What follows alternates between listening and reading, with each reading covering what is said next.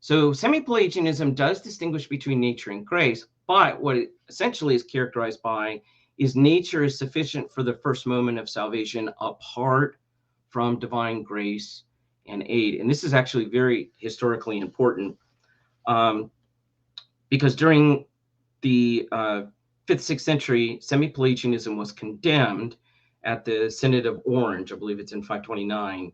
And the problem became is eventually the Acts of Orange were lost in the West, and this allowed for space under late medieval Catholic scholasticism with John Duns Scotus, and then eventually in Gabriel Biel and others, advocates of what were called the Via Moderna, or the modern way, of arguing, well, it's possible if somebody's contrite enough, if they work up enough fear, that they can, out of the fear of God, have contrition, and that will prepare them for faith, or may even move them to the first act of salvation being faith.